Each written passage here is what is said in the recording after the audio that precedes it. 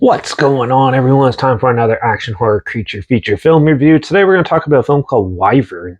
It was released by Insight Films January 31st, 2009. It was produced by Rick Nash, written by Jason Burquois, and directed by Stephen R. Monroe, who did films like I Spit on Your Grave, the 2010 remake. He also did I Spit on Your Grave 2, House of Nine, The Exorcism of Molly Hartley, the god awful sequel to The Haunting of Molly Hartley, and The 12 Disasters of Christmas. So, yeah, this is another typical made for TV monster movie. After due to global warming, the ice caps start melting, and it thaws a wyvern that was frozen in the ice, and it comes alive and starts killing people in this Alaskan town, where the town sheriff and the townspeople have to come together and find a way to take it out before it starts going off and killing more people in Alaska.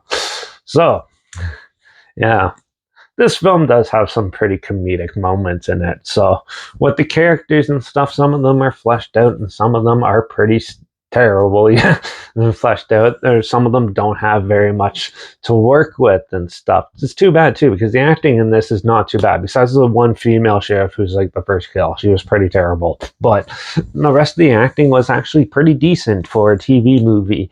It actually, you could definitely tell the actors had um, faith in the story and stuff like that. They did put their hard work into it. Now, by no means is this a great acting or anything like that. This is just decent enough for a TV movie and stuff like that. It's still pretty wooden in some scenes and stuff.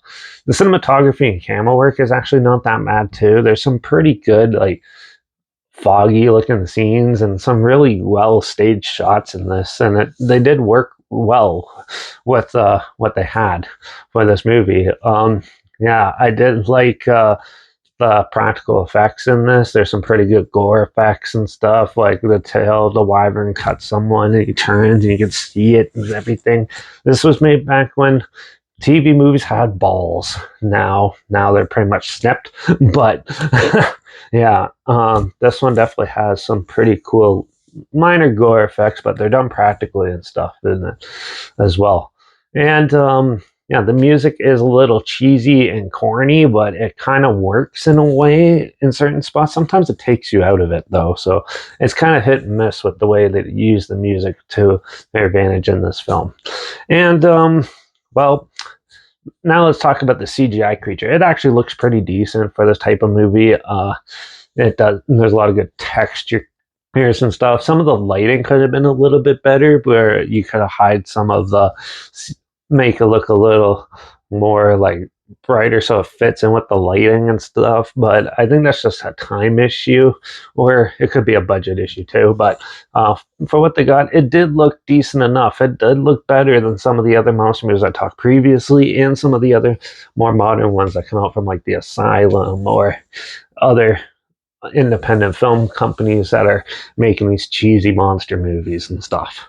Now, the story itself is probably the biggest flaw in this movie. It's super basic. It's point for point. You can predict what's happening and stuff, and doesn't really give you anything new or anything to work with and stuff. It kind of just gives you an entertaining monster movie that's been done before, which is kind of a cheesy cop out, I guess. But for what it is, I still thought it was a little pretty entertaining and stuff. I thought the climactic scene was pretty dull and not worth the wait, but other than that, the film is actually all right. So it's not as bad as what I remembered it being, and it still had some entertaining flair to it. So I'm going to give Wyvern a 3 out of 5. It was amusing enough, and it definitely has entertaining value in it. So if you want to check it out, it is on Tubi, so I'll link it down below so you can watch it for free down there. Also, make sure you check out my Instagram. It's linked down below. That's where I post clips of films I'm going to review in the future. All my stories, you put the film title in there and some fun fact or history thing in there as well. Also, my letterbox down below, Derek P Reviews. That's where I post my first star rating after watching the films. And my Twitter's down below, reviews_Derek. So follow me on those platforms, stay in loop with this channel. Like this video, share it to more people, wherever. Comment your opinions of the film down below if you have any. If you have any films or film franchises in any genre and on any streaming service I want to hear my opinions on in the future, comment those down below too. I'll try my best to get to them as soon as I can, and if I can find them. And yeah, make sure you subscribe. Hope find some of the videos here and now they found out thought checking out together, and also share my opinions on popular films that have come out, classic films, and reviews on other things as well. And don't forget to ring that bell because we're going to continue on with some older creature features now. We're going to go into the more 50s and 60s B movies. So the next one's going to be The Horrors of Spider Island, an old Italian monster movie, which I've never seen before and I heard it's really bad, but I'm going to check it out anyway. So make sure you tune in for that. Watch out for all those wyvern dragon looking things out there. Soaring our skies and taking out people, because that's why a lot of people are missing these days, because these things are actually out there. And I guess I'll see you all in the next review. So until then, cheers.